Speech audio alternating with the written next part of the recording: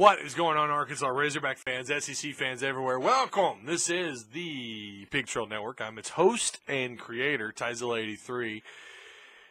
And yeah, how you doing? Hope your weekend was awesome. I hope your Monday, assuming I get this video out by Monday, I hope your Monday has been wonderful.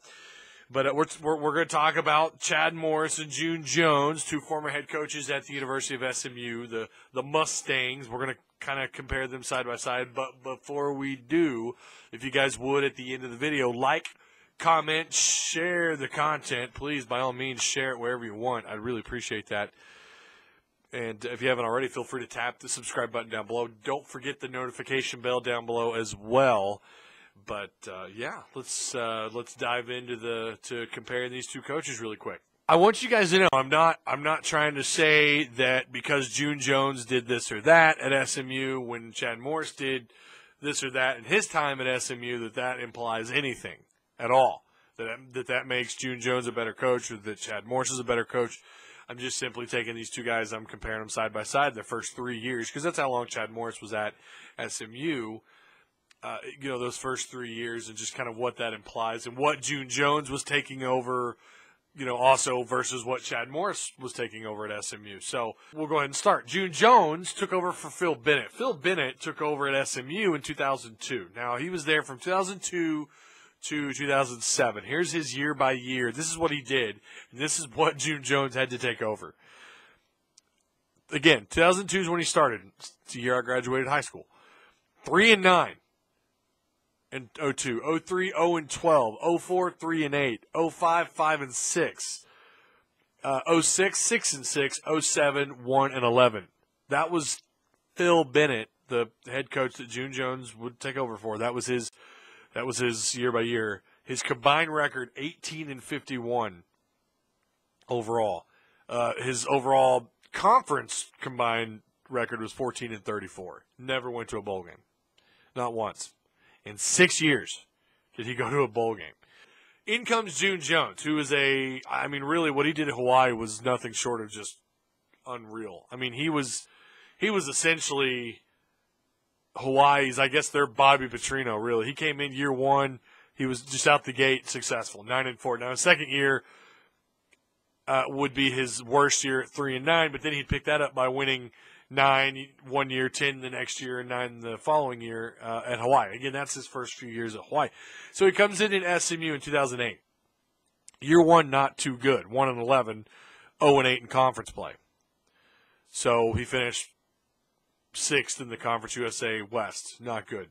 And then 2009 and 2010 and 2011 happened where he goes 8-5, 6-2 in conference, and they would actually win. I think they actually won Conference USA back-to-back in 2009 and 2010, where they go 8-5 and 7-7, 6-2 in conference play. That's 12 conference wins in 2 years with 4 losses in 2 years. But again, so his first 3 years, 1-11, 8-5, 7-7. Then his fourth year, 8-5. His fifth year, 7-6. 2013 happens. They kind of go downhill. They go 5-7, and then the next year they go 0-2, and he resigns. So I don't know why he didn't just stick it out. I really don't know the whole situation there, but. So that would leave his combined overall record at SMU 36-43, his conference record at 26-22. So first 3 years, first 3 seasons, he wins 16 games to Chad Morris's 14 games. In his first 3 years, he won 12 conference games to Chad Morris's, to his 8. Well, obviously his first 3, he only won 8 and 16 in conference. And Chad Morris would finish 14-23 overall. 2-10, 5-7, 7-6. So Chad Morris took over in 2015, 2-10, 2016, 5-7, 2017, 7-6. Again, with an overall record 14-23. And in 2018, he'll be the new head coach of the University of Arkansas. So those side by side, that's what Chad Morris and June Jones, they both took over similar situations. I would argue that June Jones took over a worse situation and actually found a way to win. Why he wasn't able to kind of duplicate the success that he had at Hawaii at a job like SMU. Two jobs I would say are pretty close in similarity, as far as overall strength of schedule and what the program's capable of doing. I kind of figured SMU would have some level of success And he did that, but he wasn't able to kind of bring over from Hawaii what he did. But he still did see a certain level of success at SMU that Chad Morris never saw in 3 years. I mean, his best year was 7-6, 4-4 in conference play. So that's the side-by-side comparison. Again, does that mean anything? No. Chad Morris was hired, for a number of reasons, but two of the biggest reasons being, A, what he accomplished as the offense coordinator at Clemson, what he did at Clemson, and his ability to recruit Texas. Yeah, don't get me wrong. The fact that he got better each year at SMU had something to do with it. But the fact that he took Cortland Sutton, by the way, he did not recruit Cortland Sutton. He actually molded Cortland Sutton. Cortland Sutton was a 3-star safety, 6'1.5", I think 190 pounds out of high school out of Texas, brought in by June Jones and that staff.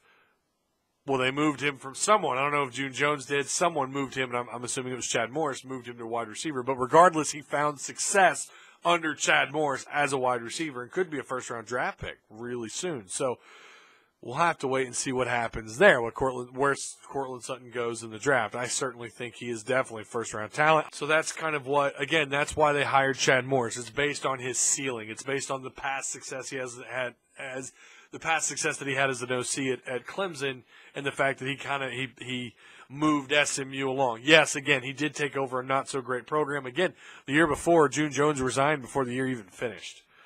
So that is something to consider. But I would still argue that June Jones took over a much worse situation than that of Chad Morris. All right, guys, that's going to be it. Thank you. Again, this is for you to take and, figure out for yourself what you make of that. Is there anything at all to read into what they did at SMU, or is it just it doesn't matter? Let me know down below in the comment section. I don't think that it implies anything. Compare side by side. It's interesting how similar they were, but at the same time, it feels like June Jones found a little bit more success. But Arkansas is taking it. Like we said, they're taking Chad Morris based on the success that he had as an OC at Clemson and hoping that he could do something with that at Arkansas. That's why he's at Arkansas, and I think it's very possible. I definitely think it's within the realm of possibility that he can emulate that kind of success at Arkansas. It's also just as possible that he's a flop. It's just as possible.